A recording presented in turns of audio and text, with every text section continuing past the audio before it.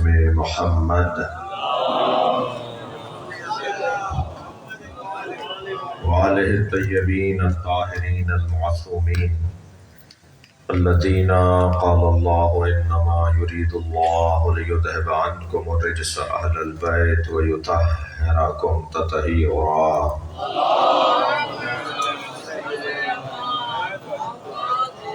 ولعنۃ اللہ علی اعدائہم اجمعین من یوم عداوتہم الی قیام یوم الدین، اما بعد۔ قال الحکیم فی قرآن الکریم بسم اللہ الرحمن الرحیم۔ الف لام را تلک آیات الکتاب المبین، انا انزلناہ قرآنا عربیا لعلکم تعقلون۔ نحن نقص عليك أحسن القصص بما أوحينا إليك هذا القرآن وإن كنت من قبله لمن الغافلين إذ قال يوسف لأبيه يا أبت إني رأيت 11 كوكبا والشمس والقمر رأيتهم لي ساجدين قال يا بني لا تقصص رؤياك على إخوتك فيكيدوا لك كيدا إن الشيطان للإنسان عدو مبين وَكَذَلِكَ يَجْتَبِيكَ رَبُّكَ وَيُعَلِّمُكَ مِن تَأْوِيلِ الْأَحَادِيثِ وَيُتِمُّ نِعْمَتَهُ عَلَيْكَ وَعَلَىٰ آلِ يَعْقُوبَ كَمَا أَتَمَّهَا عَلَىٰ أَبَوَيْكَ مِن قَبْلُ إِبْرَاهِيمَ وَإِسْحَاقَ إِنَّ رَبَّكَ عَلِيمٌ حَكِيمٌ لَقَدْ كَانَ فِي يُوسُفَ وَإِخْوَتِهِ آيَاتٌ لِلسَّائِلِينَ إِذْ قَالُوا لَيُوسُفُ وَأَخُوهُ أَحَبُّ إِلَىٰ أَبِينَا مِنَّا وَنَحْنُ عُصْبَةٌ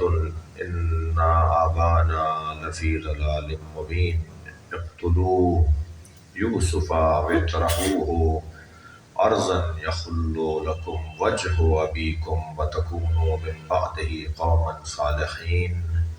صلوات۔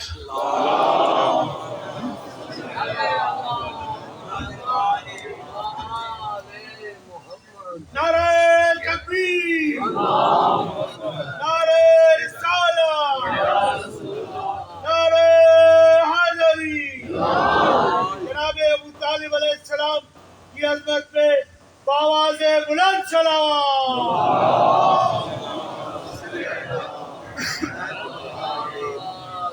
سورہ مبارکہ یوسف کا آج بیان 8ویں مرحلے میں داخل ہوا ہے، اور کل اور پرسوں 2 دن کی مجلسیں اور رہ گئی ہیں جو ہم نے طے کیا تھا۔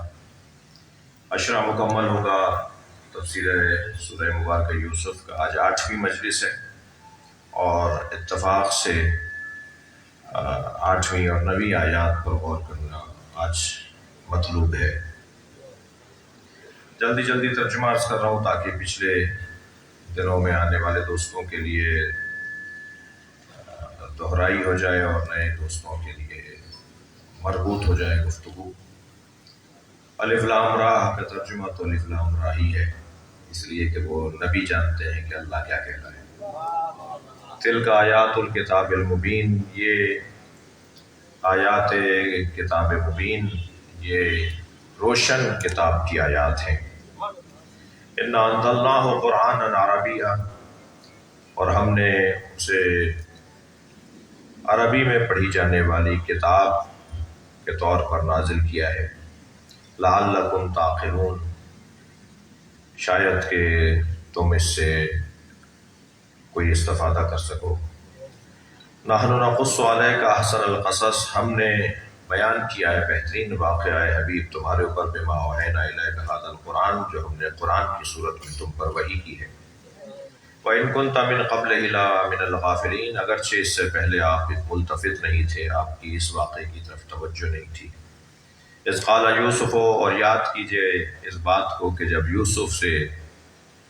یوسف نے کہا لأبی، اپنے بابا سے، انی رأیت 11 کوكبا، بابا حضرت یعقوب سے حضرت یوسف نے کہا، بابا یا ابت، بابا انی رأیت 11 کوكبا والشمس والقمر رأیتهم لی ساجدین، میں نے دیکھا ہے کہ 11 ستارے اور سورج اور چاند مجھے سجدہ کر رہے ہیں۔ قالا، تو حضرت یعقوب نے کہا، یا بنیا، اے میرے لال، لا تقصص رؤیاک علی اخوتک، اپنا یہ خواب اپنے بھائیوں کے سامنے بیان نہ کرنا، وَيَكِيدُ لَكَ کیدا، وہ تمہارے خلاف پھر سازشیں کریں گے. اِنَّ الشَّیطَانَ لِلْإِنسَانِ عَدُوٌّ مُبِینٌ، اور بے تحقیق شیطان انسان کا کھلا دشمن ہے. وَكَذَلِكَ يَجْتَبِيكَ رَبُّكَ، اور اسی طرح تمہارا رب تمہیں مجتبی قرار دے گا. وَيُعَلِّمُكَ مِن تَعْوِيلِ الْأَحَادِيثِ، اور تمہارا رب تمہیں اقوال اور اصطلاحوں اور خواب کی تعبیروں کا علم عطا کرے گا. وَيُتِمُّ نِعْمَتَهُ عَلَيْكَ، اور تمہارے اوپر اپنی نعمتوں کو تمام کرے گا، جیسے تم پر اور آل یعقوب پر، جیسے تمہارے آباء و اجداد پر تم سے پہلے یعنی ابراہیم اور اسحاق پر نعمتیں تمام کی گئیں.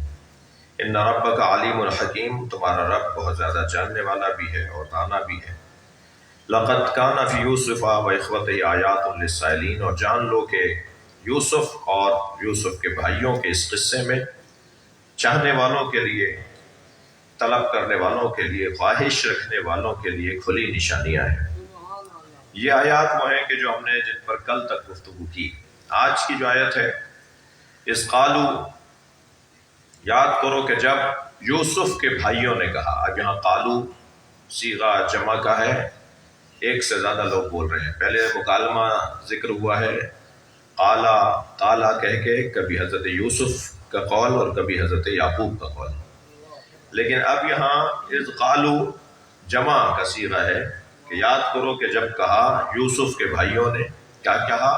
لا یوسف، اذ قالو کہا کہ یوسف کو، وَأَخُوهُ اور یوسف کے بھائی کو.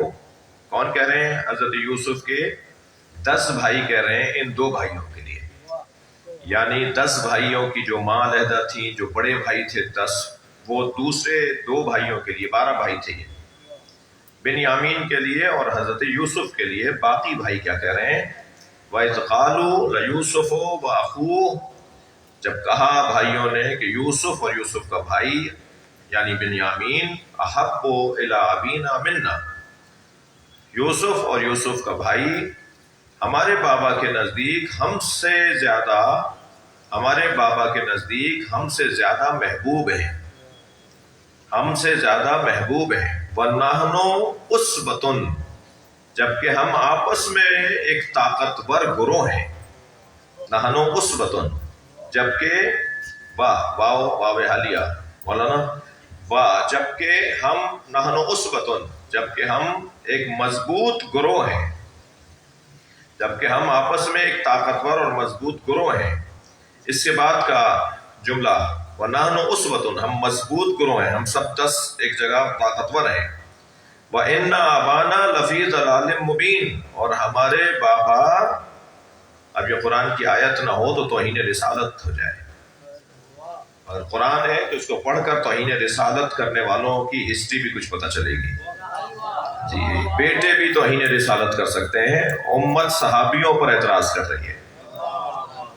جی، بیٹے بھی توہین کر رہے ہیں اپنے بابا کی، نبی کی توہین کر رہے ہیں. ان آبانا لفی ضلال مبین، ہمارے بابا کھلی گمراہی میں. ہم صلوات پڑھیں ذرا محمد والے.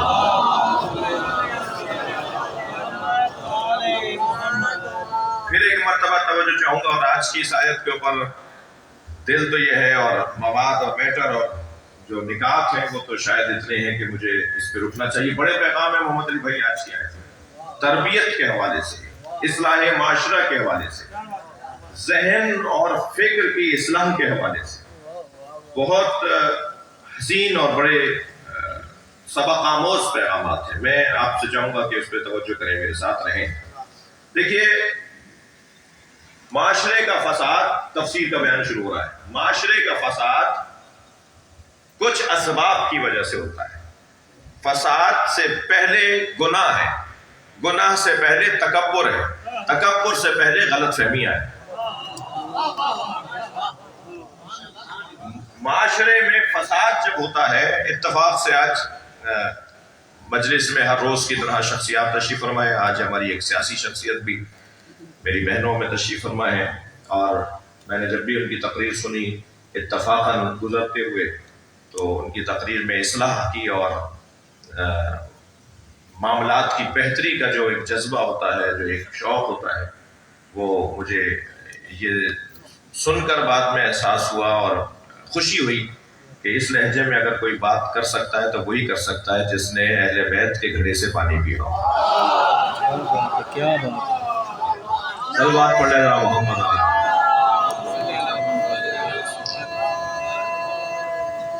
میری بہن نصرت سے عباسی تشریف فرمائیں۔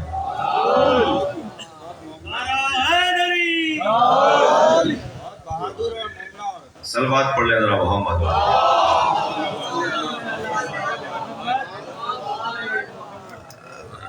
میں پھر دوہرا رہا ہوں، آپ کی توجہات میرے ساتھ ہیں، میں پھر دوہرا رہا ہوں، غلط فہمی سے بات شروع ہوتی ہے۔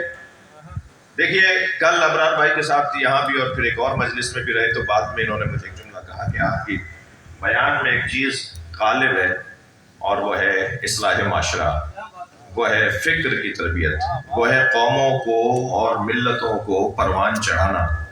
بدن تو پروان چڑھانے کی ذمہ داری اللہ نے دی ہے، سوچ کی پرورش کی ذمہ داری قرآن اور اہل بیت نے دی ہے۔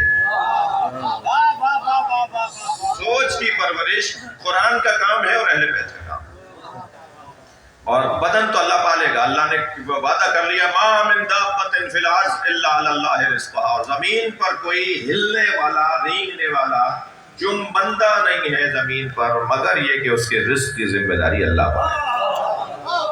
بھوکا تو وہ کسی کو مرنے نہیں دے گا، بدن تو پالے گا اللہ، لیکن ذہن کی پرورش، روح کی پرورش یہ قرآن اور اہل بیت کا کام ہے۔ یہ اللہ نے انبیاء کو دیا، اور پھر جب کمال ہوتا چلا گیا اور ذہنی پرورش کا معیار اونچا ہوتا چلا گیا تو رسول اللہ جیسا معلم اللہ نے بھیج دیا، اور رسول اللہ جیسے معلم کی تعلیم کی تشریح کو اہل بیت کی تعلیمات کہا جاتا ہے، یعنی نہج البلاغہ اور سیرت اہل بیت سرکار دو جہاں کی تعلیمات کی تشریح ہے۔ دیکھیے غلط فہمی سے بات شروع ہوتی ہے، اور غلط فہمیاں جب جمع ہو جائیں تو پھر ایک کیفیت وجود پر طاری ہوتی ہے جسے تکبر کہا جاتا ہے۔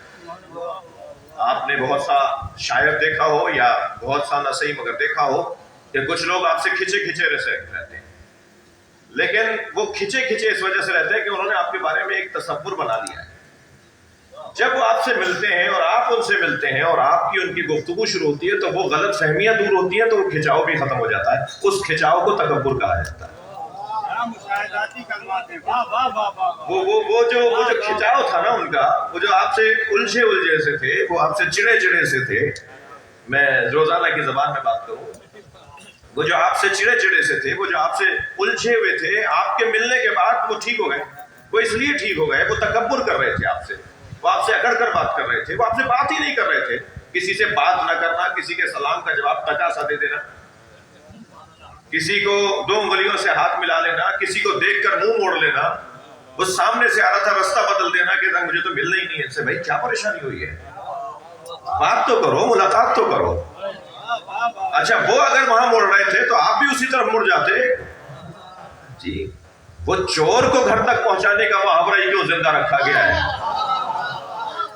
یہ محاورہ ہی کیوں بولے ہم کہ چور کو گھر تک پہنچایا جائے؟ کبھی دوستوں کو بھی گھر پہ پہنچایا کرو۔ صلوات پڑھ لیں ذرا محمد والے۔ غلط فہمی، اس آیت کے پیغامات دے رہا ہوں، تفسیر آیہ مبارکہ کی تفسیر ہو رہی ہے۔ غلط فہمی سبب ہے تکبر کے لیے، غلط فہمی کا شکار متکبر ہو جاتا ہے، متکبر گناہ کرتا ہے، اور جب معاشرے میں گناہ ہوتا ہے تو فساد ہو جاتا ہے۔ میں اگر خدا نخواستہ گناہ کروں، معاف کیجیے گا، اگر کوئی فرد گناہ کرے تو کیا سمجھتا ہے وہ کہ اس کے گناہ کے اثرات، اس کے گناہ کے نتائج صرف اسی تک رہیں گے؟ جی ایک پھول کی خوشبو جب پھیل سکتی ہے، ایک گندیدہ غذا کی بدبو جب پھیل سکتی ہے، تو کیا گناہ کی جو اثرات ہیں وہ عام نہیں ہوں گے؟ نیکیوں کے اثرات پھیل سکتے ہیں، گناہوں کے اثرات عام نہیں ہوں گے؟ آپ ڈاکٹر کے پاس جاتے ہیں، آپ سے ڈاکٹر کہتا ہے کہ آپ کے والد کو شوگر تو نہیں تھی، وہ ٹیسٹ کر رہا ہے ابھی، آپ کا چیک اپ کر رہا ہے. آپ کی اماں کو شوگر تو نہیں تھی بھائی، آپ میری بات کریں، میرے ابا اماں کی کیا بات کر رہے ہیں؟ تو جواب دیتا ہے ڈاکٹر، جواب دیتا ہے کہ کچھ بیماریاں ہیں جو آباء و اجداد سے منتقل ہوتی ہیں. تو اگر بدن کی بیماریاں آباء و اجداد سے منتقل ہو سکتی ہیں تو روح کی بیماریاں بھی منتقل ہو سکتی ہیں. تو یہ جو دوسرے سے اثر لینے والی بات ہے، یعنی میں اگر یہ سوچ کر مطمئن ہو کر بیٹھ جاؤں کہ میں گناہ نہیں کر رہا، یہ کوئی ہنر نہیں ہے. میں اگر گناہ نہیں کر رہا تو یہ کوئی ہنر نہیں ہے. ہنر یہ ہے کہ دوسروں کو بھی گناہ سے روکوں، اس لیے کہ دوسرے کا گناہ معاشرے پہ اثر انداز ہوگا، میں بھی اس کی لپیٹ میں آؤں گا. کورونا سے بچنے کے لیے تو سب نے ماسک لگا لیے. صلوات پڑھ لینا محمد وآلہ.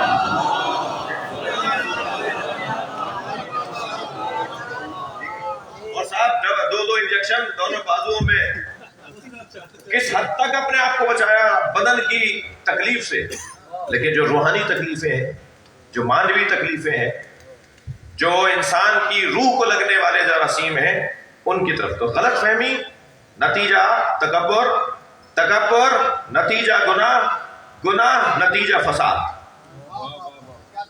یہ فساد کا سبب ہے جب کبھی معاشرے میں گناہ ہوتا ہے.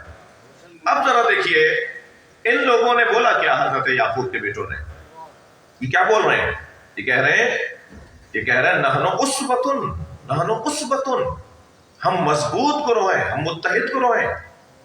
یہ لفظ تکبر کا لفظ ہے. نحن اسبتن، متکبر اس لہجے میں بات کرتا ہے. قرآن نے کچھ اور لوگوں کو بھی الفاظ کو نقل کیا ہے. نحن اکثر اموالا و اولادا، ایک جگہ سورہ مبارکہ سبا کے اندر آیا انا اکثر من کا مالا و عدو نفرا. کہیں قرآن نے کہا نحن اولو قوت، کہیں قرآن نے کہا لم یعطا سعتا من المال.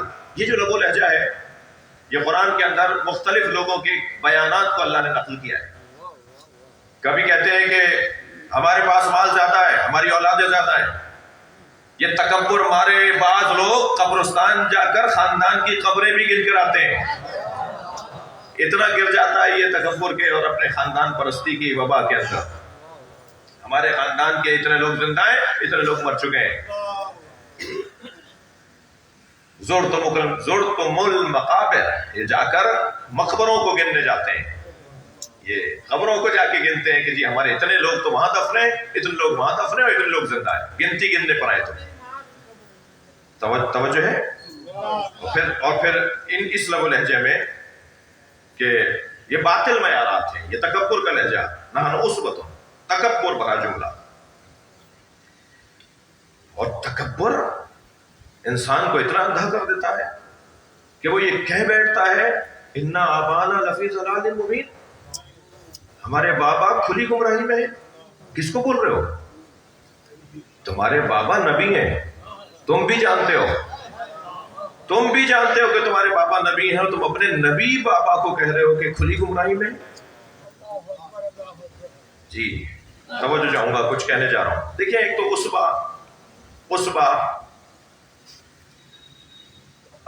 جب بہت ساری توانائیاں آپس میں جمع ہو کر ایک نتیجہ دینے لگے تو اس کیفیت کو اسبا کہا جاتا ہے. اعصاب کو بھی ابرار بھائی آپ کی توجہ چاہوں گا، اعصاب کو بھی اعصاب اسی لیے کہا جاتا ہے کہ ہاتھ کی مدد آنکھ کر رہی ہوتی ہے، پیر کی مدد ہاتھ کر رہا ہوتا ہے، کان کی مدد زبان کر رہی ہوتی ہے. یہ جب اعصاب مل کر ایک جگہ پر اپنے کردار کو ادا کریں تو اسے پھر اعصاب کی مضبوطی کہا جاتا ہے. وہ بھی اسی خاندان کا لفظ ہے. اسبا اسی اعصاب کے خاندان. صلوات پڑھنے ذرا محمد والے.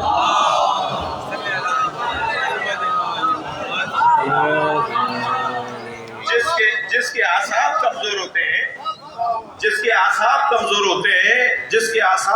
ہوتے ہیں وہ لشکر کے ساتھ بھی میدان میں اتر آئے تو بھاگتا نظر آتا ہے، اور جس کے اعصاب مضبوط ہوتے ہیں وہ تنہا بھی چلا جائے تو حیدر کرار نظر آتا ہے.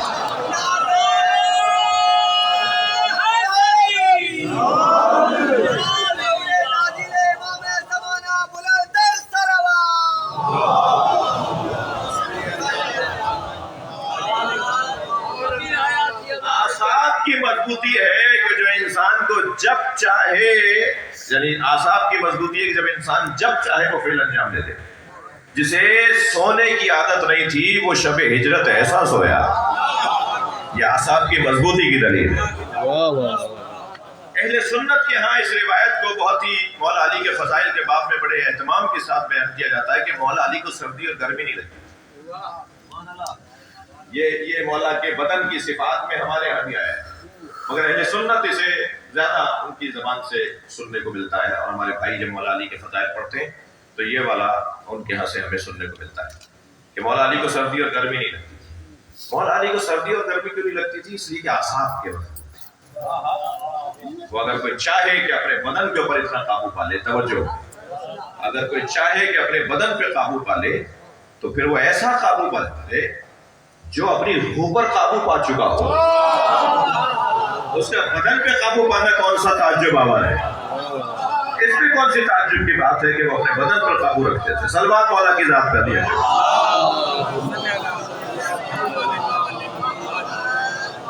मुतकब्बिर हजरात तवज्जो चाहूंगा, मुतकब्बिर हजरात इसी लबो लहजे में बात करते हैं कि वो अक्सरियत पे गुरूर कर रहे होते हैं, वो अक्सरियत पे गुरूर कर रहे होते हैं और अपने ऊपर और दूसरों को वो ज़लाल मुबीन बोलते हैं। शरीयत पे गुरूर का जवाब न दे किबला बाप। अक्सरियत पे गुरूर कर रहे होते हैं कि हमारे साथ तादाद बहुत ज्यादा है, हमारे साथ अफराद बहुत ज्यादा है, और वो दूसरों को इसी बुनियाद पर कि वो अक्सरियत रखते हैं दूसरों को वो गुमराह कह रहे होते हैं। और ये गलत फहमी का नतीजे, मैं आपको 2-3 नतीजे सुना रहा हूँ। गलत फहमी का एक नतीजा ये है कि हजरत याकूब जिंदा नबी पे रो रहे थे तो ये हजरत याकूब को ज़लाल मुबीन बोल रहे थे। जिंदा नबी पे रोने वाले को गुमराह बोलना ये आज की बात नहीं है। मैं लफ्ज बेहतर करूँ, जिंदों पर रोने वालों को पहले भी गुमराह कहा गया है और शहीद जिंदा होता है।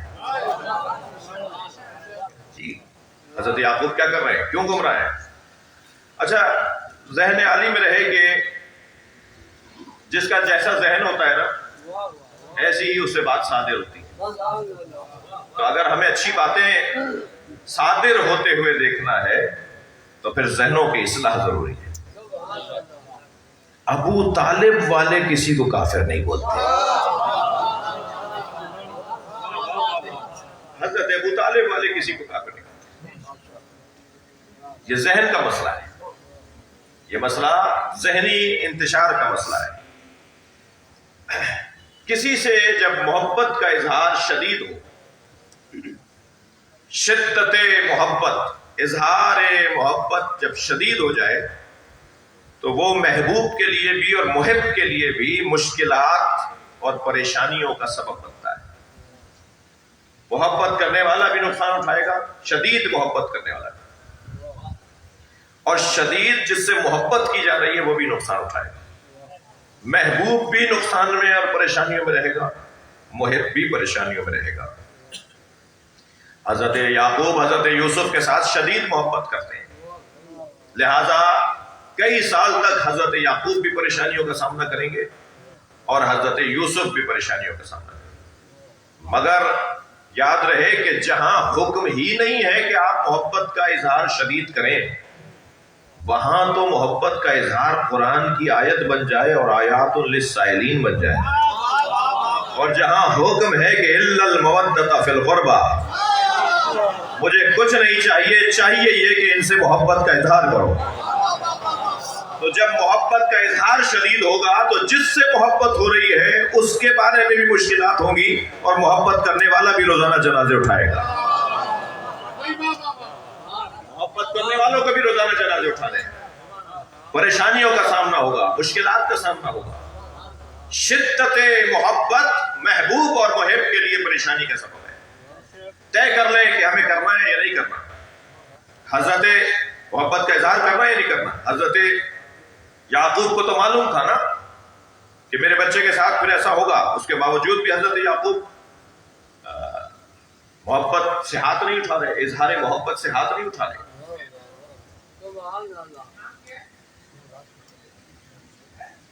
ایک صلوات ہدیہ کریں گے.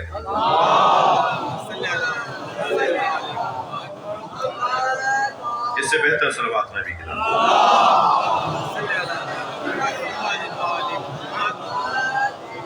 توجہ چاہوں گا ایک اور نقطے کی طرف. اگر محبت ڈاکٹر صاحب، اگر محبت عام فرد کے ساتھ ہو، جس کو آپ اولاد کہہ لیجئے، جسے آپ بھائی کہہ لیجئے، جسے آپ مثلاً بہن کا رشتہ کہہ لیجئے، زوجہ کا رشتہ کہہ لیجئے، عام فرد ہے، یعنی کوئی معصوم نہیں ہے. عام سے مراد میری یہ ہے کوئی نبی نہیں ہے، کوئی امام نہیں ہے، کوئی حجت خدا نہیں ہے، عام فرد ہے، عام سا آدمی ہے جس سے محبت کا آپ اظہار کر رہے ہیں. تو اس کے لیے بھی حکم ہے کہ ایسا ہی کرو. میرے معصوم امام فرماتے ہیں، امام محمد باقر علیہ السلام، کہ میں اپنے ان متعلقین سے بھی پیار کا اظہار کرتا ہوں کہ جو اگرچہ مستحق نہیں ہے، تاکہ ان سے کہ جن سے پیار کا اظہار کرنا استحقاق رکھتا ہے دشمنی نہ ہو جائے. بھائی قاعدہ ہے جو امام نے دیا ہے. مثلاً آپ حق ہے کہ فلاں سے آپ محبت کا اظہار زیادہ کریں. اب اگر آپ ان سے محبت کا اظہار نہیں کر رہے جن کا حق نہیں ہے، مگر ہے وہ بھی بیٹا، ہے وہ بھی بھائی، ہے وہ بھی چچا زاد، ہے وہ بھی پھوپھی زاد، لیکن 4 پھوپھی زادوں میں ایک بھائی ایسا ہے کہ جس کا حق ہے کہ اس سے محبت کا اظہار زیادہ کیا جائے، وہ 3 کا حق نہیں ہے. امام فرما رہے ہیں میں ان 3 سے بھی اس لیے محبت کا اظہار کرتا ہوں کہ کہیں اس کے ساتھ دشمنی شروع نہ ہو جائے جس کا حق تھا کہ میں اس سے محبت کا اظہار کروں.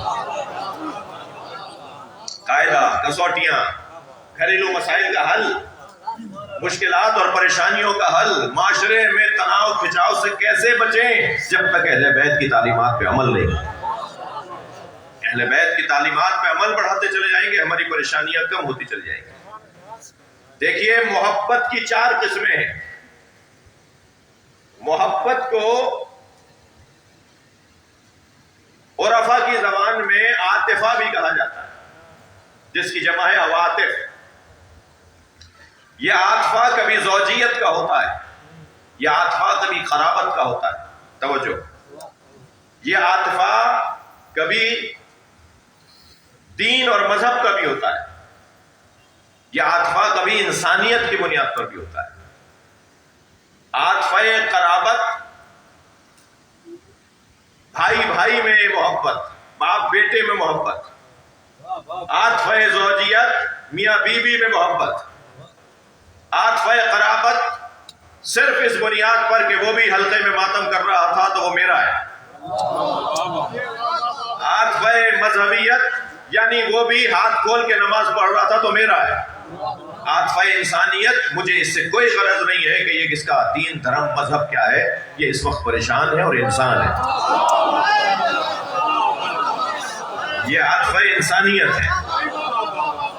لیکن میرے عزیزوں، میرے بھائیوں، جہاں کہیں عاطفہ مذہبیت نہ ہو وہاں عاطفہ قرابت اور عاطفہ زوجیت اور عاطفہ انسانیت کام نہیں آتا.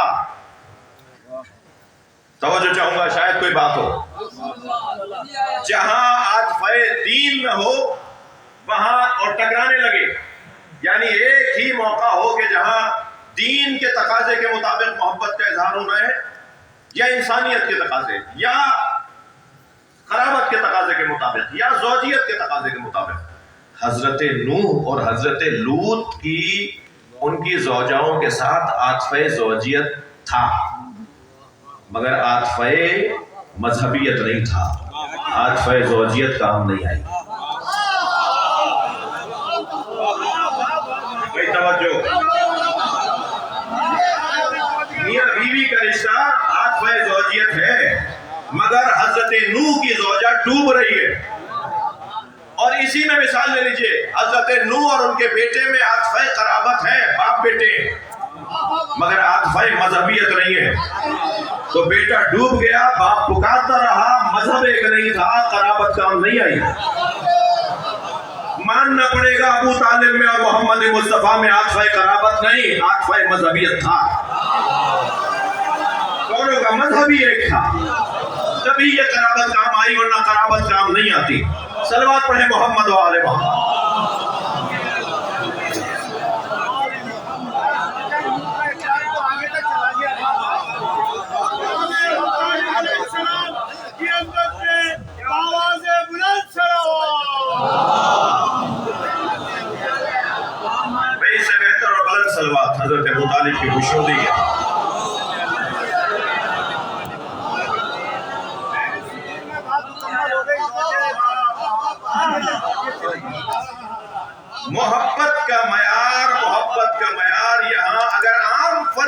मोहब्बत हो रही हो, तवज्जो, अगर आम फर्द से मोहब्बत हो रही हो और वो मोहब्बत कराबत की बुनियाद पर, ज़ौजियत की बुनियाद पर, इंसानियत की बुनियाद पर हो, तो उसकी भी फजीलत है, उसका भी हुक्म है।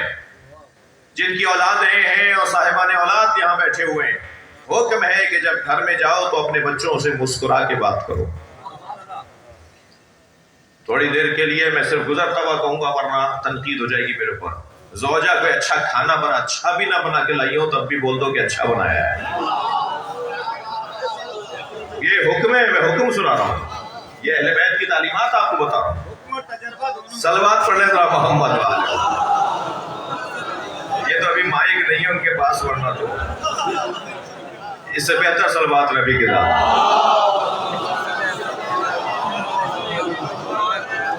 हुक्म है अपनी ज़ौजा की आप तारीफ करें। मैं आपको कह रहा हूँ अपनी ज़ौजा की, किसी और की ज़ौजा की नहीं करेंगे, मुश्किल हो जाएगी। रोड चलता हुआ मर्द रोड चलती हुई औरत पर हाकिम नहीं है भाई। ये वो एक साहब कह रहे कि मौलाना कुरान की एक आयत बड़ी लतीफ नजर आई है। कुरान कह रहा है रिजाल व क़व्वामून अलन निसा, मर्द औरतों पर हाकिम है। मैंने कहा क्या मतलब अच्छा लगा तुम्हें इसमें, क्या समझे हो तुम? अल्लाह ने मर्दों को औरतों पे हाकिम बनाया। मैंने कहा रोड पे चलते हुए मर्द को अल्लाह ने रोड पे चलती हुई औरत पे हाकिम नहीं बनाया। ये कर भी नहीं लेना, वरना ऐसा जवाब आएगा कि घर की हाकिमियत भी भूल जाएगी। तो वो जो हाकिमियत से मुराद जिम्मेदार, सलवात पढ़ ले जरा मोहम्मद वाले।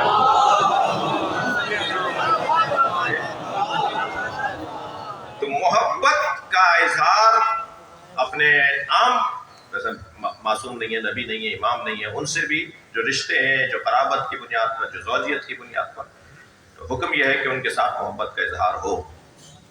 लेकिन नबी से मोहब्बत, जी अहले बैत से मोहब्बत, ये दो नतीजे लेकर आएगी। मैं इसको अल्लाह करे मुझसे बयान अच्छा हो जाए। बहुत सारी चीजें हम तैयारी करते हैं मगर बयान नहीं हो पाते, और बहुत सारी चीजों की तैयारी अच्छी नहीं होती है, बयान अच्छा हो जाता है, यहाँ कुछ अता भी हो जाती है। उलमा इकराम तशरीफ फरमा है, मौलाना साईं बख्श साहब, मौलाना करीम बख्श साहब, मौलाना हुसैनी साहब, सज्जाद करबलाई साहब और शख्सियात तशरीफ फरमा है, राजपर साहब, अदीब हजरात, साहिबान दिक्कत, सहाफ़ी हजरात तशरीफ फरमा है। आप सब मोमिनीन की जो बुजुर्ग भी तशरीफ फरमाए, शाहजी बहुत एंड में बैठे हुए हैं और बड़ी तवज्जो से सुन रहे हैं, आप सबकी सेहत और सलामती के लिए बुलंदतर सलवात।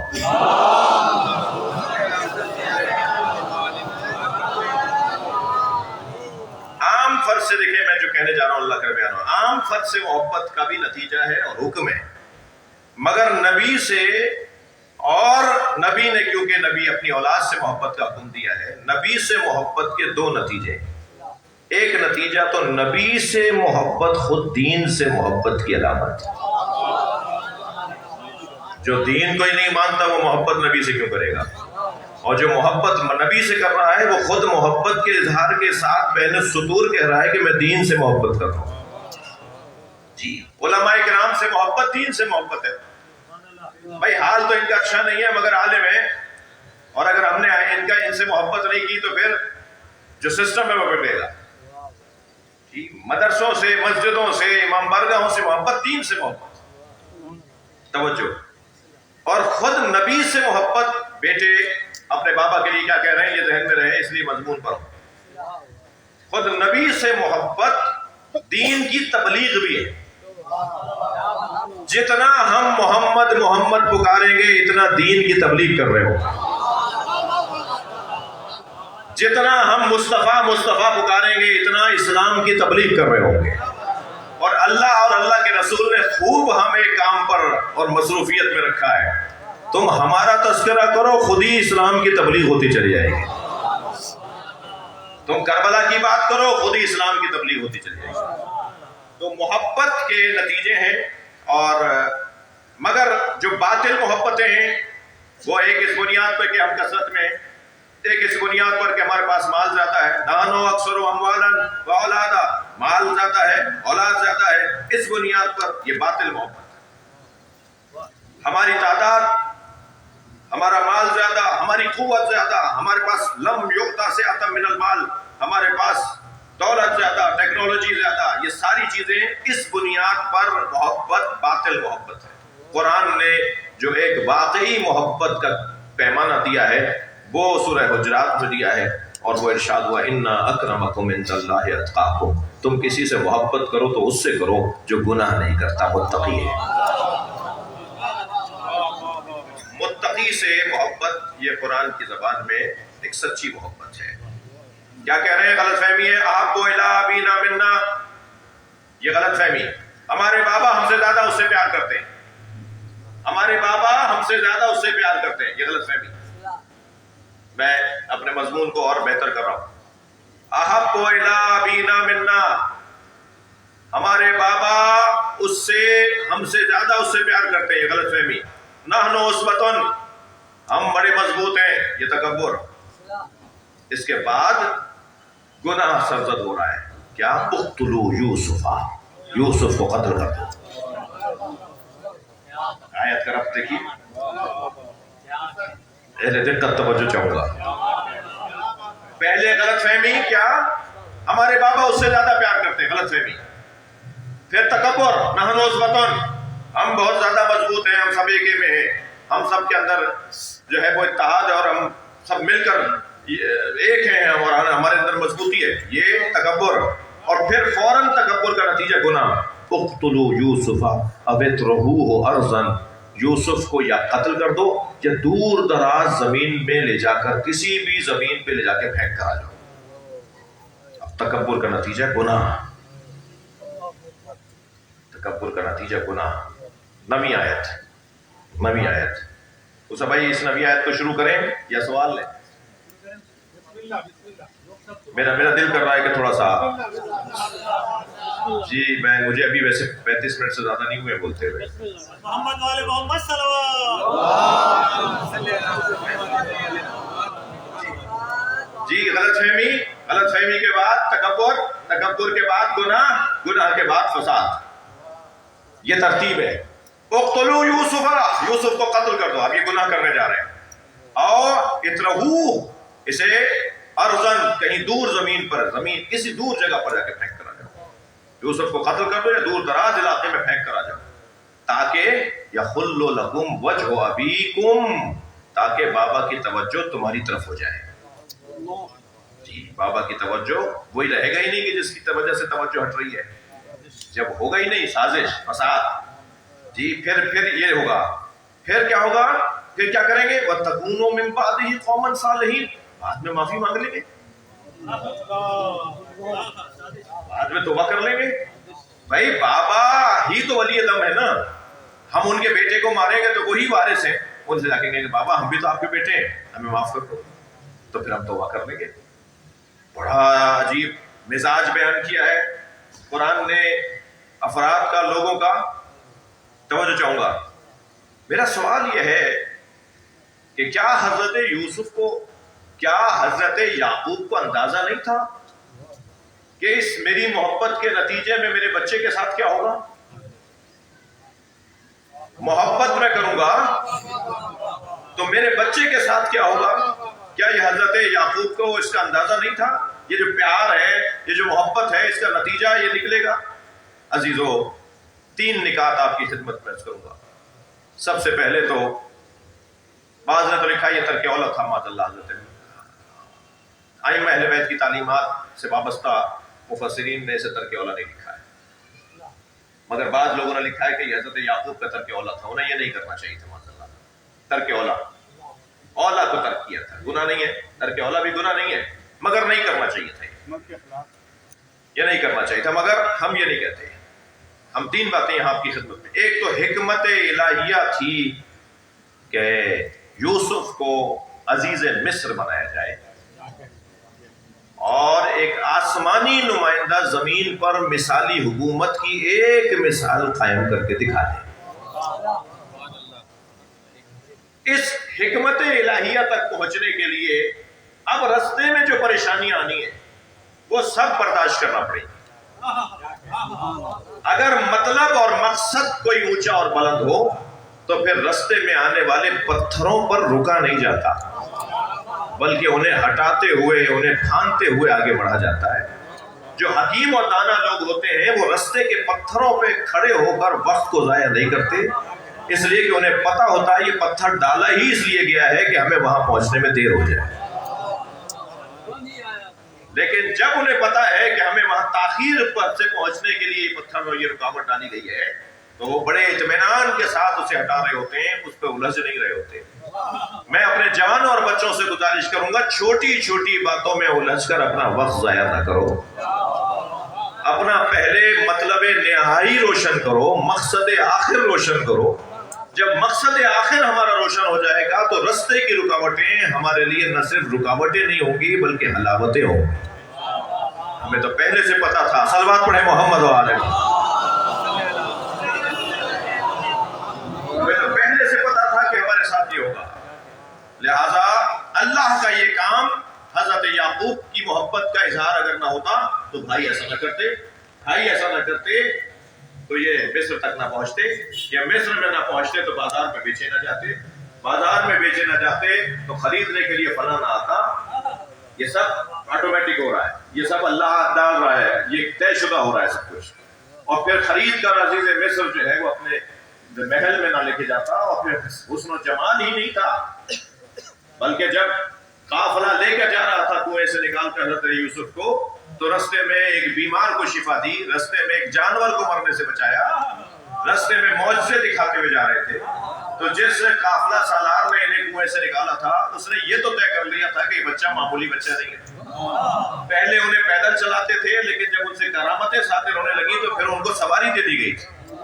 اور جب حضرت یوسف مصر میں پہنچے تو پھر خریدنے کے لیے جو ماحول بنا, اور پھر جب دربار میں جو پہنچے تو وہاں پہنچنے کے بعد سپاہیوں کو کم سن ہے, 9 سال کی عمر ہے, 7 سے 9 سال کی عمر لکھی ہے. 7 سے 9 سال کی عمر کا ایک حسین جوان, ایک بچہ, وہ بڑے بڑے سپاہیوں کو تلوار چلانا سکھا رہا ہے, وہ اوزار حرب بتا رہا ہے, وہ فنون حرب سکھا رہا ہے, جس کی بنیاد پر آہستہ آہستہ وزیر اعظم کے قریب ہوتے چلے گئے. عزیز مصر وزیر اعظم تھا, جی بادشاہ نہیں تھا, وزیر اعظم تھا. اور اس کے قریب ہوتے چلے گا اور یہاں تک بات پہنچی کہ ایک مثالی زمین پر اللہ کے نمائندے کی حکومت اللہ نے مثال کے طور پر قائم کی کہ یہ کھانا بھی ہماری طرف سے پر رہ سکتا ہے. وہ اور بات ہے کہ اتنے سارے نبیوں میں یہ 2 ہی نبی تو ہیں, حضرت سلیمان اور حضرت یوسف, جنہوں نے حکومت کی ہے. یہ نبی مکرم کی جی مدینہ فاضلہ تشکیل پایا, ورنہ انبیاء ما سلف میں ان انبیاء کرام اور ہمارے نبی کے علاوہ مثال ہی نہیں ہے. مگر ایک مثال بھی قائم کر کے اللہ نے یہ بتا دیا کہ یہ کام بھی اللہ کے نمائندے کر سکتے ہیں اور اچھا کر سکتے ہیں. ایک صلوات پڑھیں محمد و آلہ.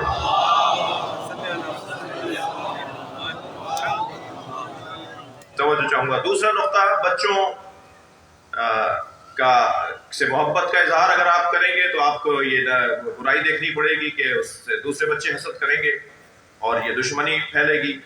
تو آپ کو اس بچے کا کیا قصور ہے اگر دوسرا بھائی حسد کر رہا ہے, اس کے ساتھ کیسے باپ ناانصافی کرے یہ سوچ کر کہ اگر میں نے اس سے محبت کا اظہار کیا تو دوسرے بھائی سے حسد کریں گے. تو اگر ان بھائیوں کے گناہ سے بچنے کے لیے اس بچے کو محروم محبت کر دیا جائے تو اگر وہ فساد روکنا ہے تو یہ بھی تو بے عدالتی ہے. کیسے ممکن ہے کہ اس بچے کے ساتھ ناانصافی کر دی ہے؟ یہ بھی ایک پروردگار عالم کی طرف سے. اور پھر شاید ایک نقطہ اور ایک بات کے پالیسیاں 2 طرح کی ہوتی ہیں, دراز مدت پالیسیاں ہوتی ہیں اور کوتاہ مدت پالیسیاں ہوتی ہیں. لانگ ٹرم کہتے ہیں آپ اور شارٹ ٹرم کہتے ہیں. یہ جو دراز مدت پالیسیاں ہیں ان کی خاطر آپ کو بہت ساری پریشانیوں کا سامنا ہے. جو کوتاہ مدت پالیسیاں ہوتی ہیں وہ فوراً دوسرے دن نتیجہ دے دیتے ہیں. لیکن جب آپ کو نتیجہ ہی لینا ہے کچھ مدت کے بعد, نتیجہ ملے گا ہی 10 سال کے بعد, تو 10 سال تک تو پریشانی اٹھانی ہے. تو حضرت یوسف کے ساتھ جو کچھ ہوا یہ دراز مدت پالیسی کا حصہ تھا. میں اپنے بات کو مکمل کروں گا بہت جلدی. اس آیت کے 4 اہم پیغام ہیں. صلوات ہدیہ کریں محمد و آلہ.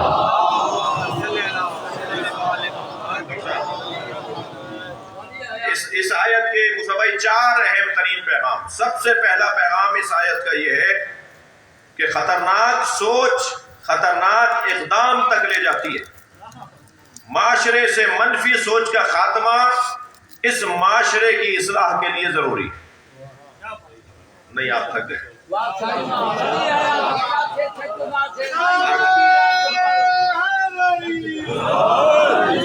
فارمولا دے رہا ہوں.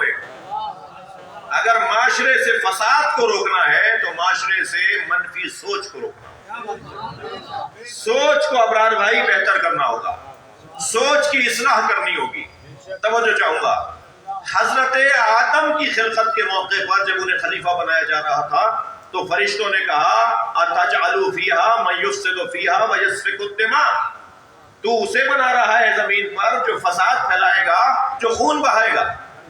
یہ فرشتوں نے کیوں نہیں کہا تو اسے بنا رہا ہے جو خون بہائے گا اور فساد پھیلائے گا؟ ترتیب میں فساد پہلے ہے، خون ریزی بعد میں۔ ترتیب میں فساد پہلے ہے، خون ریزی بعد میں ہے۔ خون ریزی رکوانا چاہتے ہو تو فساد روکو، اور فساد رکے گا سوچ کی اصلاح سے۔ اگر سوچ کی اصلاح ہم نے کر دی تو فساد رک جائے گا، خون گرنا بھی بند ہو جائے گا۔ صلوات پڑھیں محمد و آل محمد۔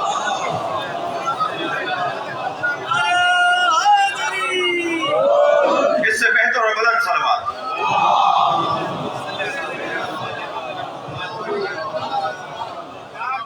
سوچ کی اصلاح برداشت کیجئے، ماہ رمضان ہے، ہم قرآن پہ غور کر رہے ہیں۔ تھک تو میں رہا ہوں، میں تو بول بھی رہا ہوں اور سوچ بھی رہا ہوں۔ آپ سوچ رہے ہیں، بول میں رہا ہوں، تو آپ کو آدھی تھکن ہے، مجھے دگنی تھکن ہے، تو میں تو تھوڑا سا آپ سے چاہوں گا تھوڑا مجھے اور سہارا دیں۔ آواز بلند نعرہ صلوات۔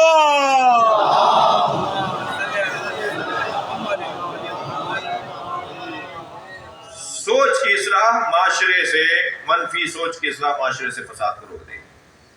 دوسری بات یہ کہ میں چاہتا ہوں کہ لوگ مجھ سے محبت کریں، آپ چاہتے ہیں کہ آپ سے لوگ محبت کریں، ہم چاہتے ہیں ہمارے بچے ہم سے محبت کریں، ہم چاہتے ہیں مثال کے طور پہ ہمارے دوست ہم سے محبت کریں، تو کیا کریں کہ لوگ ہم سے محبت کریں؟ اس آیت میں ان بچوں نے یہ سوچا نا کہ بھائی کو مار دیتے ہیں تاکہ ابا ہم سے محبت کریں، یوسف کو قتل کر دیتے ہیں تاکہ ابا ہم سے محبت کریں، یہی چاہ رہے تھے نا، وہ ابا کی محبت لینا چاہ رہے تھے۔ اب اگر میں یہ چاہتا ہوں کہ مجھ سے کوئی محبت کرے، ہم یہ چاہتے ہیں کہ کوئی ہم سے محبت کرے، تو کیا طریقہ اپنائے کہ ہم سے لوگ محبت کرنے لگے؟ انہوں نے جو طریقہ اپنایا ہے وہ طریقہ تو 1400 سال تو حضرت نبی مکرم کو، اور اس سے پہلے 2000 سال کا پرانا یہ واقعہ، تو 3000 ساڑھے 3000 سال پرانا واقعہ دہرا رہے ہیں بیٹھے ہوئے۔ انسان نہیں بدلا، گاڑیاں بدل گئیں، سواریاں بدل گئیں، مکانات بدل گئے، کپڑے بدل گئے، انسان نہیں بدلا، اس لیے قرآن بھی پرانا نہیں ہوگا۔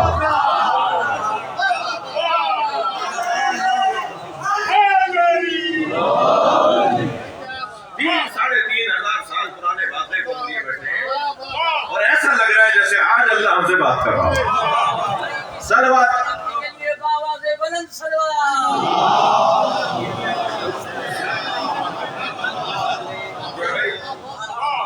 کیا کریں کہ لوگ ہم سے محبت کریں؟ ایک طریقہ تو ان بھائیوں نے بتایا، اسے مار دو، اسے ہٹا دو۔ ہمارے یہاں یہ روزانہ ہو رہا ہے، ہمارے یہاں یہ روزانہ ہو رہا ہے۔ قاتل صرف اسی کو تو نہیں کہتے کہ کنویں میں پھینک کر آؤ گے تو قاتل کہلاؤ گے، یا دور دراز علاقے میں پھینک کر آ جاؤ گے تو قاتل کہلاؤ گے۔ کسی کی شخصیت کو قتل کرنا بھی تو اسے قتل کرنا ہے، کسی پہ تہمت لگانا بھی تو اسے قتل کرنا ہے، کسی کے ذہن سے نفرت آمیز گفتگو سے نکالنا بھی تو اس کو قتل کرنا ہے۔ یہ تو روزانہ ہو رہا ہے، تو کون سا طریقہ ہے؟ قرآن نے 2 طریقے دیے۔ ایک طریقہ، توجہ، آپ نے کبھی غور فرمایا جتنا میرے مولا علی کے خلاف نفرت آمیز کام کیا گیا اتنا ہی علی ہے،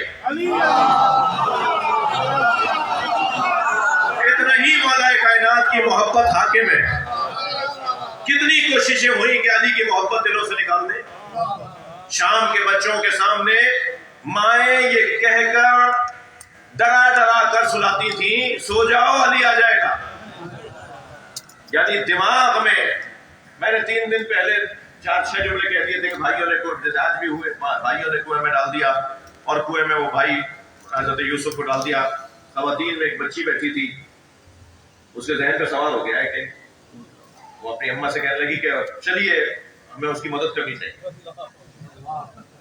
جی تو ان باتوں کا اثر ہوتا ہے نا، یہ جو ہم باتیں سن رہے ہیں، جو کر رہے ہیں، ان کا اثر ہوتا ہے نا۔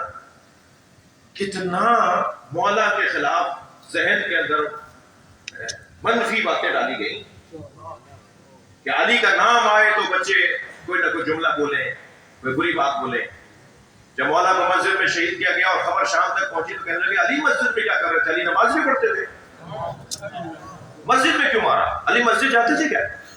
یہ پروپیگنڈا، یہ مولا کائنات کے ساتھ دشمنی۔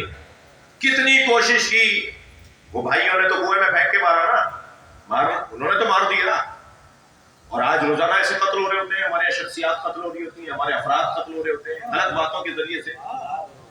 جی تو قتل ہو رہا ہے نا، تو توجہ چاہوں گا، تو کیا کسی کو رستے سے ہٹا کر ہم محبتیں لے پائیں گے؟ جو بھائیوں نے، ان بھائیوں نے اپنایا۔ اب قرآن کا قاعدہ لیجئے، ایک طریقہ تو ان بھائیوں نے بتایا، ایک طریقہ ان بھائیوں نے بتایا کہ اپنے سامنے والے کو ہٹا دو تو تم سے محبتیں شروع ہو جائیں گی، یہ بڑی غلط فہمی ہے۔ لیکن دوسرا طریقہ جو قرآن نے بیان فرمایا، ان الذین آمنوا وعملوا الصالحات سیجعل لهم الرحمن ودا، تم عمل صالح، تم ایمان اپنا بہتر کرو اور اپنا کردار بہتر کرو، پھر اللہ تمہاری محبت دلوں میں ڈالے گا۔ میرے مولا علی کے لقبوں میں ایک لقب ہے کہ جس کی محبت دلوں میں اللہ نے ڈالی اسے علی کہا جاتا ہے۔ سب محبت نکالنا چاہتے تھے اور علی کا کردار علی کو آج تک محبوب بنائے ہوئے۔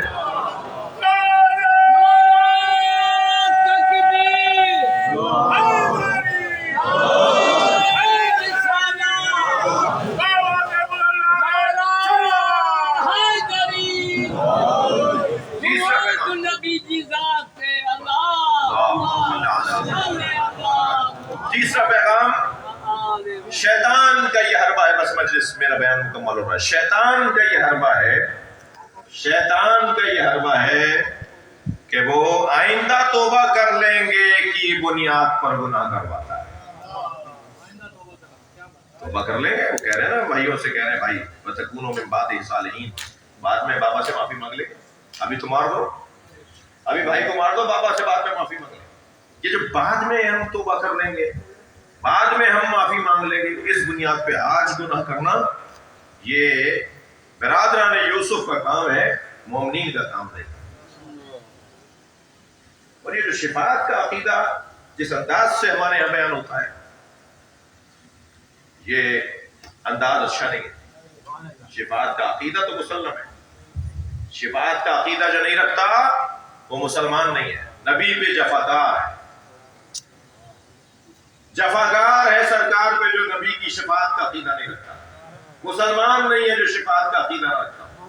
لیکن جب شفاعت کا عقیدہ بیان ہو رہا ہو تو اس کو بیان کرنے کا شاید ہر ایک کو ہنر نہیں آتا،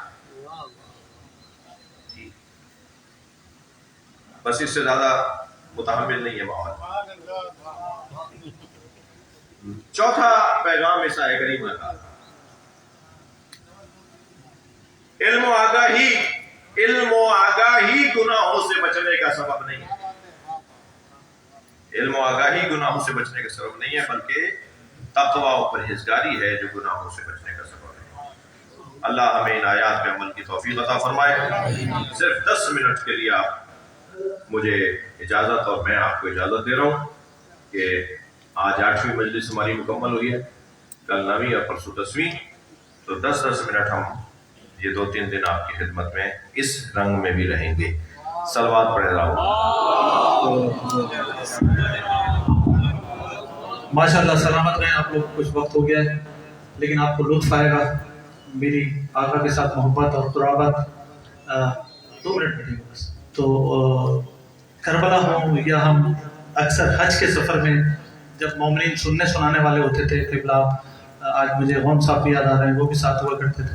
ایک دن خاص قبلہ مولانا شہنشاہ نقوی صاحب کہا کرتے تھے کہ پبلک سے باتیں کرنی ہے، کچھ سوال اگر میں ہو تو وہ پوچھیں۔ تو مجھے آج قبلہ بھی یاد آ رہے ہیں، کربلا میں بھی ایک بڑی محفل کرتے ہیں۔ کل جیسے ہی ہم نے اناؤنس کیا آن لائن تو میرے پاس جو ہے وہ سوال آنا شروع ہو گئے، اور آپ صادق آپ کے درمیان ہیں، پرچی لے لیں اگر کوئی سوال لکھ کے دینا ہے، اور یہ ظاہر کھڑے ہوئے ہیں اگر کوئی مائک لینا چاہے تو، لیکن مختصر سوال پوچھیں گے۔ قبلہ نے حکم کیا سورہ یوسف کے علاوہ بھی سوال ہوگا تو وہ بھی جواب دے دیں گے۔ میں ایک سوال مجھے کسی شخص نے کہا ہے، میں قبلہ سے پوچھ رہا ہوں میں مائک دیتا ہوں آپ کو، ابھی بزرگوار رکھ دیتا ہوں. ایک سوال ایک منٹ ابھی دیتا ہوں. قبلہ ایک سوال آپ نے ایک آیت پڑھی ہے کہ قبلہ کہتے ہیں بڑی چھوٹی سی آیت ہے اور آپ لوگ سب کو چاہیے ہنسی آئے تو ہنسی لیجیے گا، بارہ سوال ہی ایسا ہے. تو میں تو بڑا پریشان ہو گیا. وہ قبلہ نے آیت پڑھی کہ پہلے دوسرے دن کہ ایک بڑی مشہور آیت ہے کہاں جا رہے ہو، تو پوچھنا چاہیے کہاں جا رہے ہو. تو میرا ایک دوست کہہ رہا ہے کہ اس کی بیگم بار بار پوچھتے رہتی ہے کہاں جا رہے ہو. مطلب ایک دفعہ بتا دیا آفس جا رہا ہوں، پھر فون آتا ہے کہاں جا رہے ہو. تو بڑا سوال زیادہ ہو رہا ہے، کہاں جا رہے ہو کا جواب بھی بتا دیے. اور اسی میں ایک یہ بھی ہے کہ پرانے وقتوں کے لوگ کہتے ہیں جاتے ہوئے نہیں پوچھا کرو کہاں جا رہے ہیں. یہ ایک ہمارے معاشرے کا یہ بھی المیہ ہے. اگر اللہ کو جواب دے دیا تو پھر کوئی پوچھے گا ہی نہیں. سبحان اللہ ہی پوچھ رہا ہے. فائدہ تتقون سورہ تکویر ہے. کہاں جا رہے ہو، یہ اللہ کا قرآن میں سوال ہے. ہر قدم اٹھانے سے پہلے اللہ پوچھتا ہے کہاں جا رہے ہو. ہمیں اس کا جواب تیار رکھنا چاہیے. اس کو جواب دے دیا تو پھر سب کو جواب ہو گیا. جی سائیں آدم جو سوال ہے کہ انہوں جا پٹ کاتھوں شادیوں چوکی اچھو غلط تھا ॻाल्हाइनि، ان जे लाइ جواب جو صحیح. سوال کر رہے ہیں کہ حضرت آدم کیا بہن بھائیوں میں شادی ہوئی. ہمارے بعض بھائیوں کا یہ عقیدہ ہے، لیکن ائمہ اہل بیت کا دیا ہوا پیغام یہ ہے کہ بھائی بہنوں میں شادی نہیں ہوئی، بلکہ جنت سے ایک حور آئی اور حضرت آدم کے بیٹے سے اس حور کا، تو وہ جو ہمارے اندر حسن و جمالیات ہے وہ جنتی حوروں کا ہے. صلوات پڑھ لیں ذرا محمد و آل آیات محکمات اور آیات متشابہات کے بارے میں. آیات محکمات اور آیات متشابہات، قرآن مجید میں دو طرح کی آیات کا ذکر ہے. ارشاد ہو رہا ہے کہ انا انزلنا کا ایک صلوات دیا کریں. میں آیت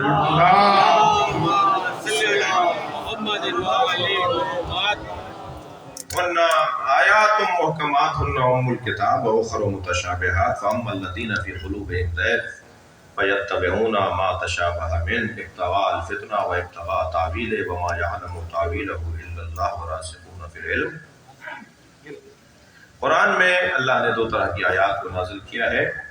آیات محکمات اور وہی اصل کتاب ہیں. آیات متشابہات اور جن کے دلوں پر زن لگ چکا ہے وہ آیات متشابہات کی پیروی کرتے ہیں فتنہ پھیلانے کے لیے. ابتغاء الفتنہ و ابتغاء تاویلہ، اور اپنے پسند کا دین پیش کرنے کے لیے.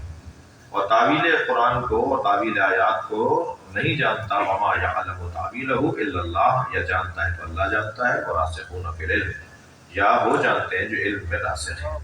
تو قرآن کی دو طرح کی آیات ہیں. اب یہ جو آیات محکمات اور آیات متشابہات ہیں، ہم کیسے پہچانیں کہ کون سی آیت محکم ہے اور کون سی آیت متشابہ ہے؟ بہت ساری کسوٹیاں بیان کی گئی ہیں، بہت سارے پیمانے بیان کیے گئے ہیں. مختصر جواب دینا بھی بنا ہے میرے اس دورانیے کا کہ ہم جواب مختصر رکھیں گے. جو آیات ہمیں الجھائیں، میں سادہ سیدھی بچوں کی زبان میں بات کروں، جو آیات ہمیں الجھا رہی ہوں، جو آیات ہمارے ذہن کو مشوش اور منتشر کر رہی ہوں، وہ آیات متشابہات ہو سکتی ہیں. مثلا ایک جانب قرآن مجید کہہ رہا ہے کہ لیسا کمثلہ شیء، اللہ کی کوئی مثل نہیں ہے، اور ایک جانب قرآن کہہ رہا ہے ید اللہ فوق ایدیہم، اللہ کا ہاتھ ان کے ہاتھوں پر ہے. تو ہاتھ تو پنجہ، 5 انگلیاں، 14 پوروے، اسے جوڑنے کے لیے کلائی، اسے جوڑنے کے لیے کوہنی، اسے جوڑنے کے لیے بازو، اسے ٹکانے کے لیے باڈی، اسے کھڑا کرنے کے لیے پیر. ہاتھ کیا معنی خود تیار ہو گیا. تو جو آیت ہمیں الجھا رہی ہو اس آیات ایک کسوٹی ہے. کبھی تفصیل سے صرف اس کی بات پر بات ہو تو مجھے حق ہوگا کہ میں زیادہ بات کر سکوں. پہلے بہت کچھ آپ مجھ سے آج مجھے برداشت کر چکے آپ، تو اس سے زیادہ نہیں چاہ رہا. اور پھر جب کوئی آیت الجھا رہی ہو تو اس الجھن سے نکلنے کے لیے جو آیت حاکم بن جائے گی اس آیت کو آیت محکم کرنا ہے. سبحان اللہ، جزاک اللہ. ایک منٹ، یہ ایک میسج میں آیا ہے ذرا باہر سے، آن لائن ہے، یہ دیکھ لیں پھر آپ سے انشاءاللہ لیتے ہیں حاضرین.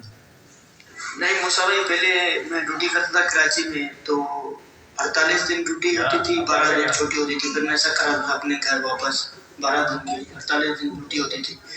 تو لاسٹ 1 ایئر سے نا مجھے ریلیو کر دیا گیا تھا اسپورٹس میں. ہاکی کھیلتا ہوں پاکستان پولیس کے لیے، تو میں بھی لاسٹ 1 ایئر سے گھر پر تھا. सिर्फ हॉकी के इवेंट्स वगैरह खेलने जा रहा था पूरे पाकिस्तान में, यहाँ वहाँ फिर वापस घर आ रहा था। एकदम आज मुझे कॉल आई है कि आप अपने बेस रिपोर्ट करो कराची वापस। तो मुझे पता नहीं कि एक दिन मुझे बुला रहे हैं, 2 दिन के लिए बुला रहे हैं, मुझे मालूम नहीं, कोई आइडिया नहीं है कि क्या मसला है। वहाँ पे मुझे कहा गया कि आप ये ORA SP शॉप के पास, तो इसीलिए मैंने आपसे सवाल पूछा कि मेरा वहाँ पे रोज़ा होगा या नहीं। ठीक है, हम अगर अपने वतन से कहीं जा रहे हैं कि जो हमारा वतन नहीं है, जहां हम रोजा नहीं रखेंगे और नमाज कसर होगी हमारी,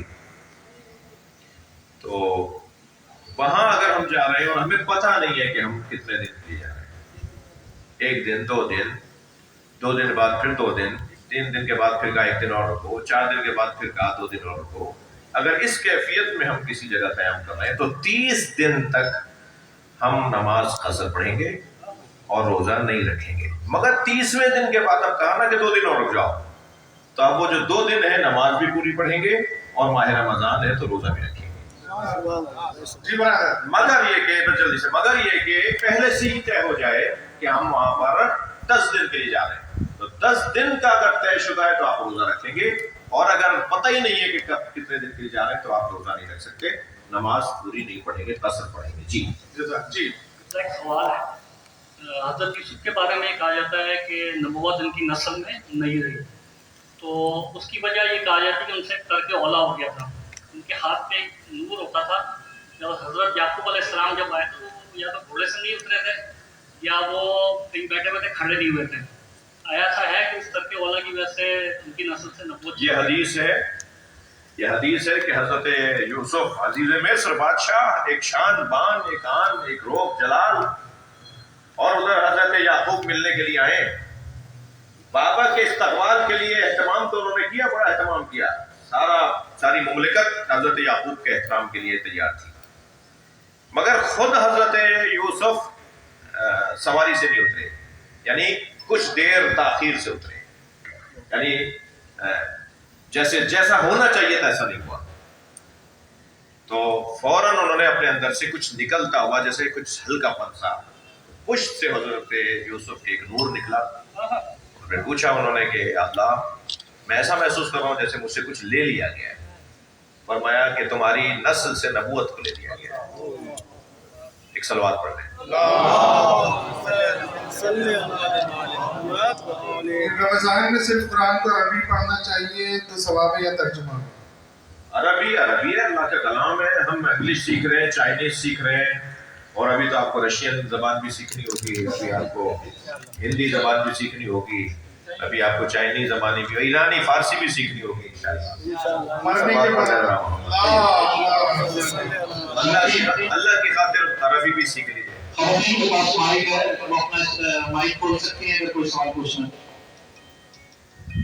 मरने के बाद फौरन हिसाब किताब होगा, यानी कब्र की पहली रात ही सजा और जजा का सिलसिला शुरू हो जाता है, या आपके रोजे से आमद हो?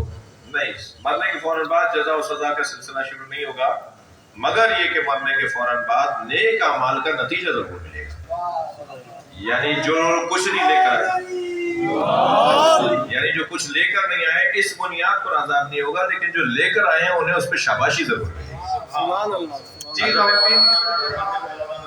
जी साहब तशरीफ ला रहे हैं, उनके साथ एक फाजिल तालिब इल्म, एक आलिम दीन भी तशरीफ ला रहे हैं। तो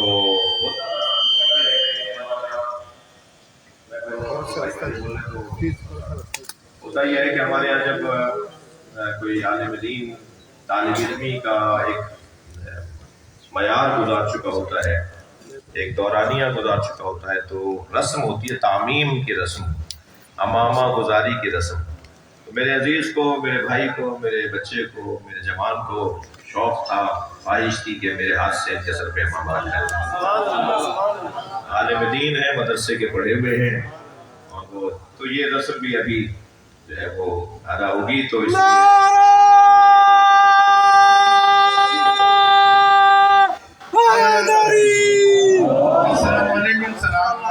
जोर से नारा लगाया, ऐसा जवाब तो नहीं आया। नारे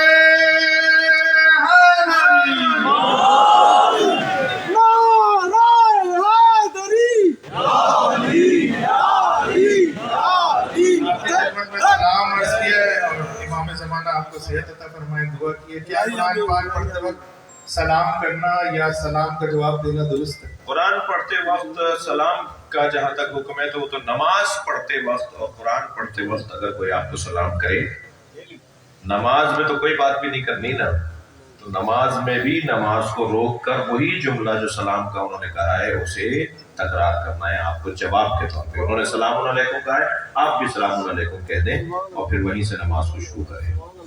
तो यही हुक्म कुरान की तिलावत के दरमियान भी है। बाप के लिए बाकी औलाद का हसद दूसरी औलाद के लिए खत्म करने का कोई तावील बयान फरमाएं और कैसे मालूम किया जाए? बाप हसद कर रहा है औलाद से, बाप के लिए बाकी औलाद का हसद करना कि बाप जैसे बाप के लिए बाकी औलाद का हसद दूसरी औलाद के लिए खत्म करने का कोई तावील बयान फरमाएं। यानी मैं ये समझ रहा हूँ इस सवाल से कि बाप दूसरी औलाद से हसद, एक औलाद से प्यार, एक से हसद कर रहा है, ये बात समझ में आने वाली नहीं है। ये बाप फिर बीमार है, हाँ ये बाप बीमार है, ऐसा होता नहीं है, ऐसा फितरत के खिलाफ है। बच्चों में होता है, ये बच्चों में होता है, मगर बाप ऐसा नहीं करता। एक सवाल पढ़ लेना खवातीन की तरफ से अगर माइक है वहाँ मौजूद कोई।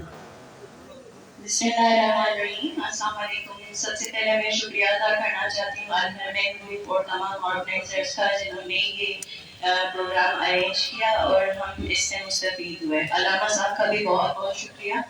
अल्लामा साहब मेरा क्वेश्चन है, आपने हसद की डेफिनेशन बताई थी कि इंसान ये विश करता है कि जिसके पास कोई ब्लेसिंग है वो उससे छीन ली जाए, लेकिन हम देखते हैं कि हमारे मुआशरे में अक्सर औकात इस किस्म के अल्फाज दोहराए जाते हैं कि फलां के पास ये चीज़ है हमारे पास नहीं है, या फलां फलां जगह पे इन्वेस्टमेंट करता है उसको तो हमेशा फायदा होता रहता है, हमें नहीं होता।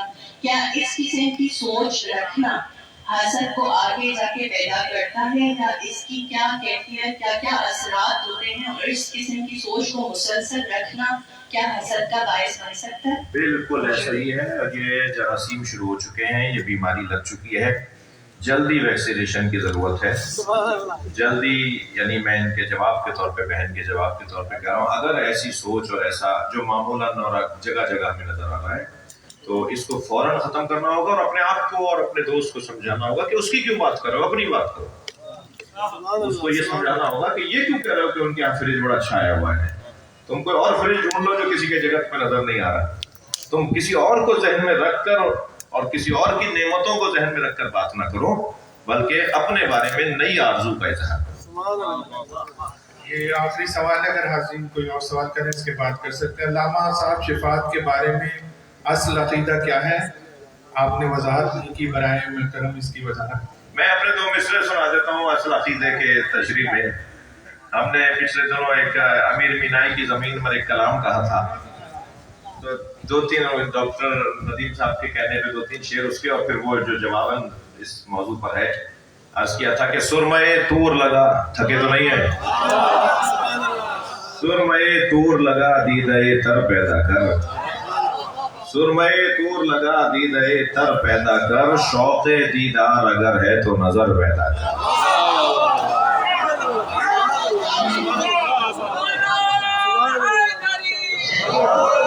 शौक़े दीदार अगर है तो नजर पैदा कर, और ज़ीने मिंबरे शबीर से बढ़कर क्या है? ज़ीने मिंबरे शबीर से ज़ीने मिंबरे शबीर से बढ़कर क्या है? मिल गया तुझको शरफ इस पे न शर पैदा कर, मिल गया तुझको शरफ इस पे न शर पैदा कर, और उनके एहसान पे एहसान चले आते हैं। तवज्जो चाहूंगा मौलाना, दुआ चाहूंगा, उनके एहसान पे एहसान चले आते हैं, अपनी उल्फत में भी अंदाज़े दिगर पैदा और साहिल इश्क पे रुक जाने से हासिल क्या है? साहिल इश्क पे रुक जाने से हासिल क्या है? डूब कर पार उतरने का हुनर पैदा,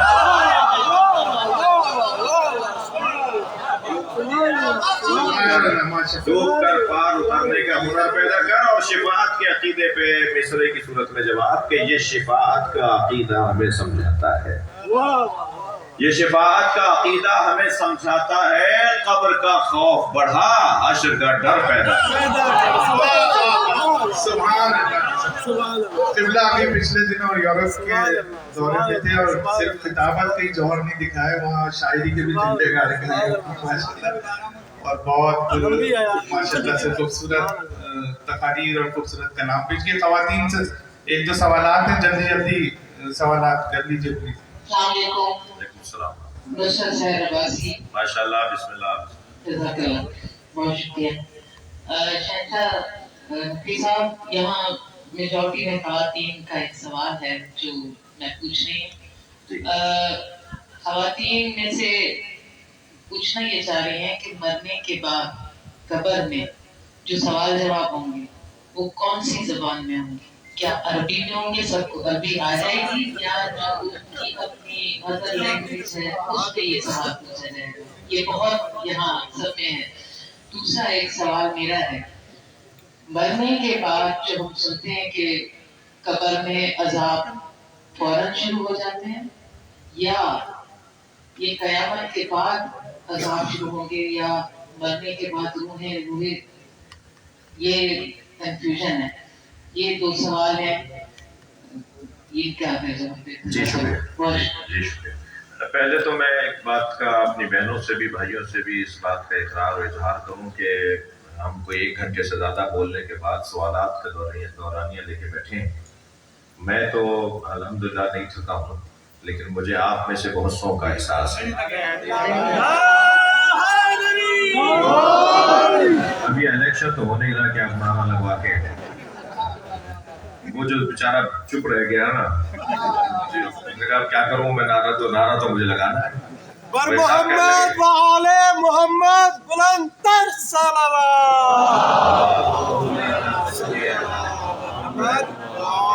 तो मुझे ये जो सवाल अभी मेरी बहन ने किया, ये इस सवाल के निस्बतन जवाब थोड़ा सा तवील होगा।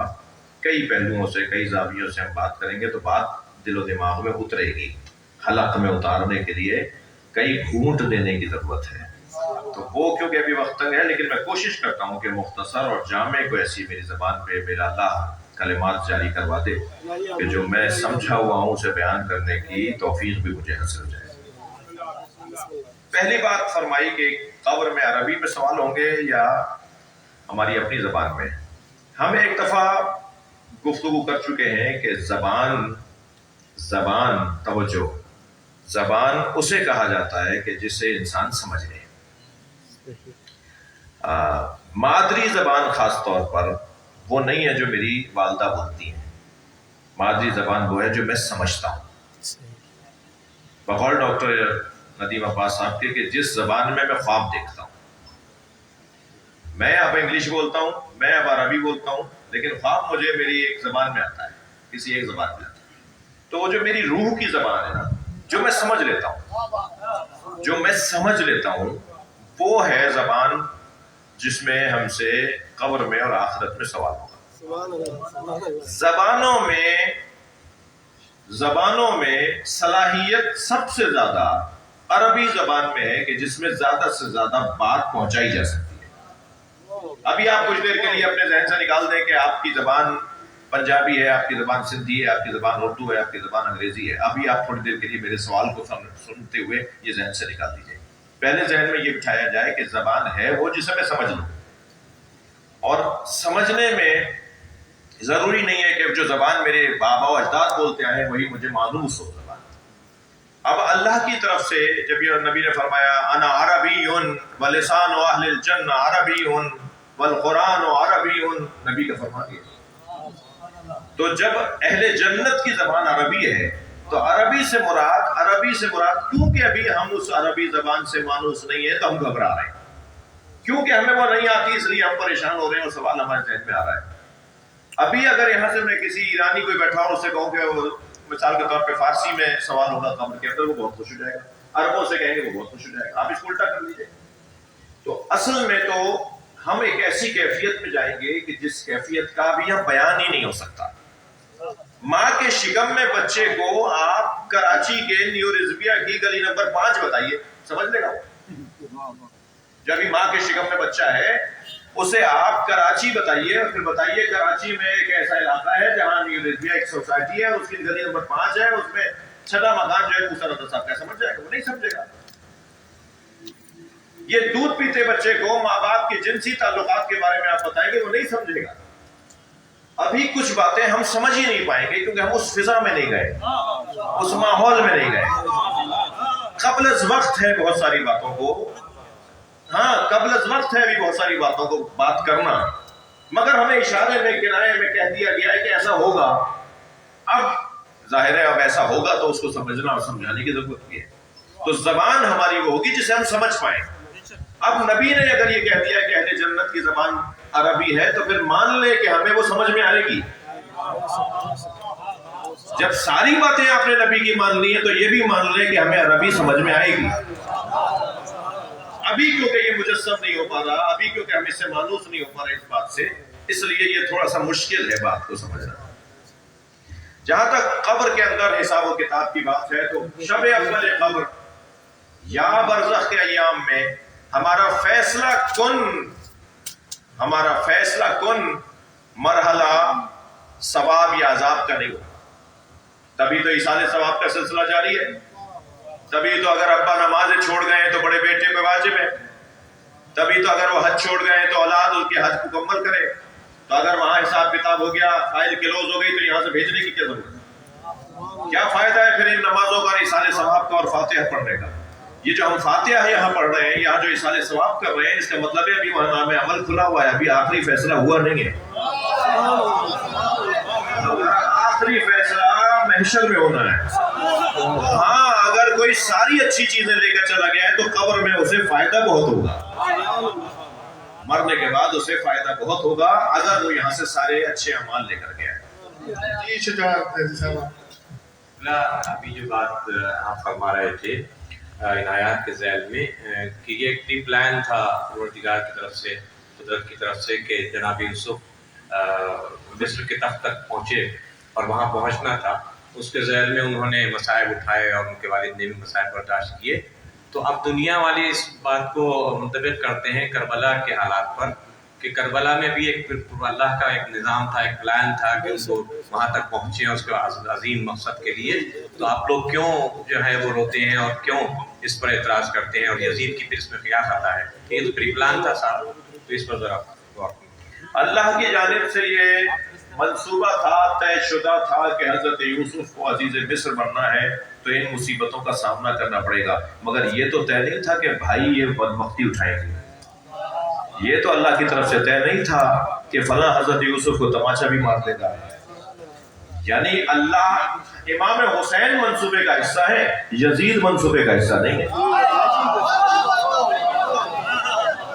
इसने अपना मुंह काला क्यों किया? हुसैन को तो सुरखरू होना था। सलवात पढ़ ले जरा मोहम्मद वाले। बेहतरीन सवाल है और ये सवाल है, एक और सलवात नबी की जात पे दिया। इमाम हुसैन अल्लाह के मंसूबे का हिस्सा है मगर यजीद शैतान के मंसूबे का हिस्सा है।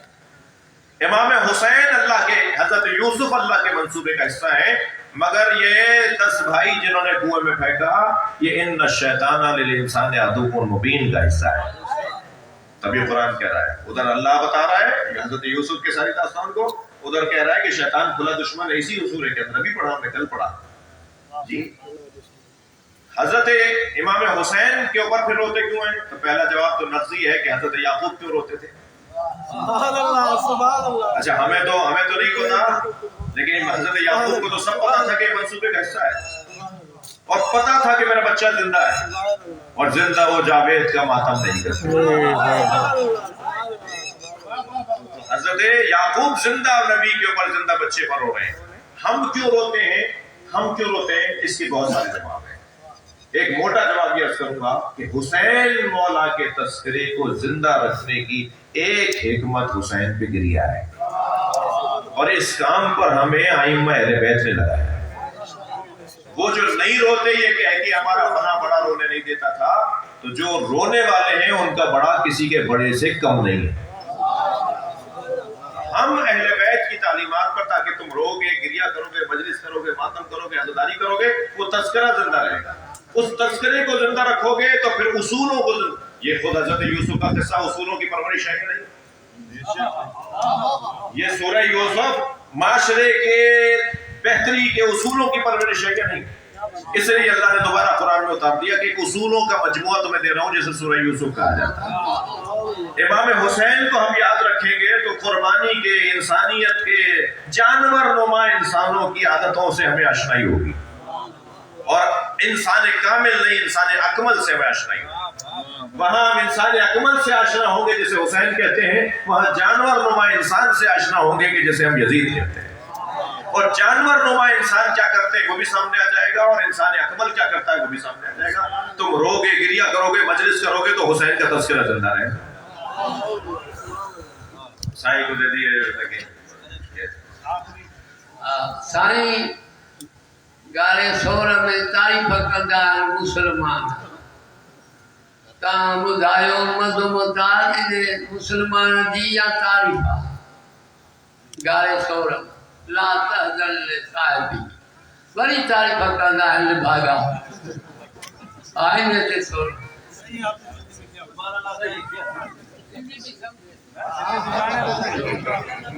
میں بھی سمجھ رہا ہوں، کوئی اور بھی سمجھ رہا ہے. یا اللہ ہمارے بولنے بیٹھنے کو عبادت شمار فرما، اس تفسیر اور اس کے پیغامات پر عمل کی توفیق عطا فرما. امام زمانہ کے ظہور میں تعجیل فرما، تعجیل فرما، تعجیل فرما، تعجیل فرما. حاجات کی برابری مولا کی خوشنودی کے لیے بلند تر صلوات.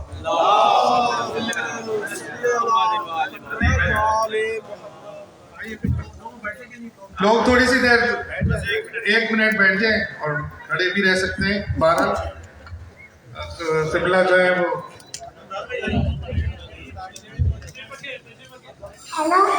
مومنین 2 منٹ کے لیے بیٹھ جائیے. قبلہ ایک عالم دین مولانا قبلہ نعیم صاحب کے سر پہ جو ہے وہ مولانا وسیع حیدر کے مولانا کس کے شاگرد ہیں، مولانا کس مدرسے سے پڑھے ہیں، تھوڑا سا بتائیے.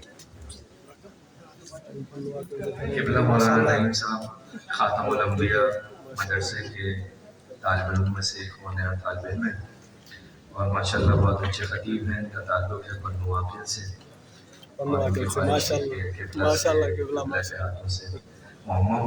لہٰذا یہاں اس وقت اس درس تفسیر میں حاضر ہوئے.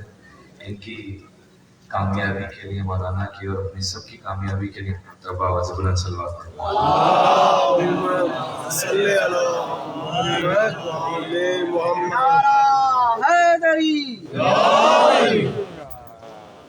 صلوات علی محمد و آل محمد.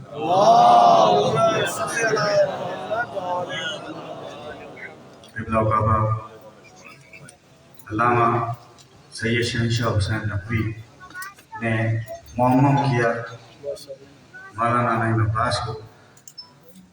مولا ان کی توفیقات میں اضافہ فرمائے. مومنین کرام، قبلہ اہم ترین بات یہ ہے، یہ جو ہمارے نوجوانوں کے لیے یہ دروس کی جو محفل جاری ہے، تشکیل انسانیت پر مبنی یہ سارے دروس ہیں. یعنی قرآن جس کا موضوع، جس کا عنوان انسانیت ہے، انسانیت کی تشکیل نو کے دروس ہم نے یہاں پر حاصل کیے. مولا قبلہ شہنشاہ حسین نقوی کی توفیقات میں اضافہ فرمائے. ان کی سرپرستی، ان کی رہنمائی اس قوم کے لیے جو ہے مشعل راہ. برائے صحت و سلامتی علماء حق بلند تر صلوات. صلی اللہ محمد و آل